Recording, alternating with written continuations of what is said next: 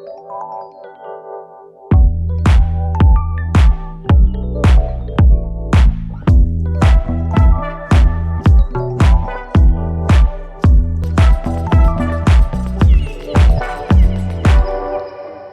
everyone, thank you so much for tuning in today. It's Anthony Maslo of The Boy Who Cried Flowers, your Mayesh Design Star of 2020. I want to say a special thank you to Mayesh Wholesale for supplying these insane blooms today.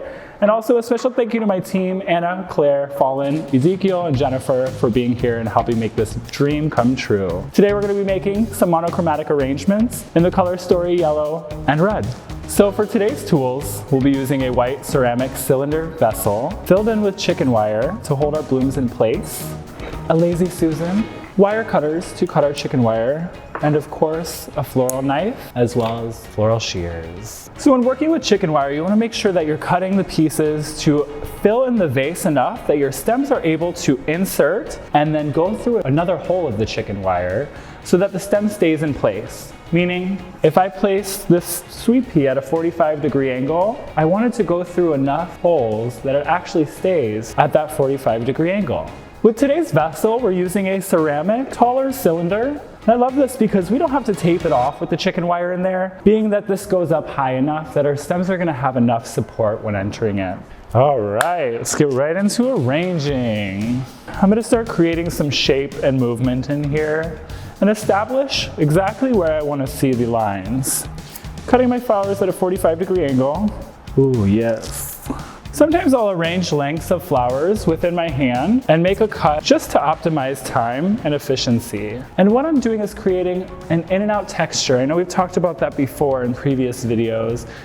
And what that means is we're going to place some further in to the arrangement and some coming out more, and that's just going to give us a little bit of a natural growth pattern. Because I'm working with just the color yellow, I am going to remove any greenery off of these flowers, and I'm just reflexing these roses back. I'm placing my thumb right at the petal bend and just lightly applying pressure.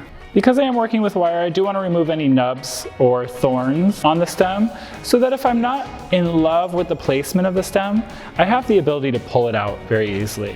However, if you do have nubs or thorns, you can twist your finger back and forth and pull gently to remove the flower, as well as if you're having any trouble inserting a stem while there's more stems inside the vessel, you can just twist as you're pushing it in. This way you don't break the stem trying to insert it or pull it out.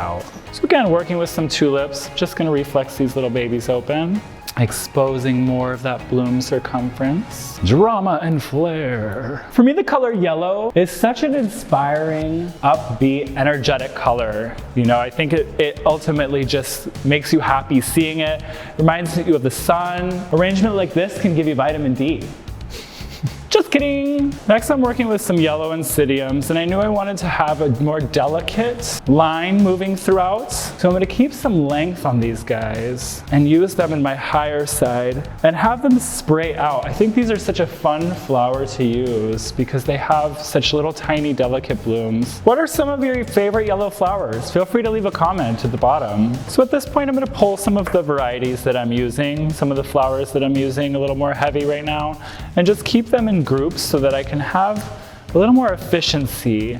Some of the reasons that I chose red and yellow for this monochromatic series are we've gone through a rebranding recently and chosen red and yellow, blue and green to be the colors of our business. And because I love red and yellow so much and think they're such energizing colors, I thought I had to pull this in. Any guard petals that look damaged or beat up, I like to remove. So when using flowers that have lateral stems, I like to make a decision on length and where it's needed. So right here, you could have a shorter stem or a longer stem, depending on which one I cut. Because I want to preserve most length, I'm going to cut off the longer lateral, leaving me 2 long stems. Right now we're using these pastel yellow Lisianthus. So here I have some little filler flowers. I'm going to use these for a very textural element. I'm going to build them up in clusters to cover some of the base in the center and throughout the sides. I pulled some of these carnations that have this whiter edge. I thought to myself, these could either distract or add to this arrangement.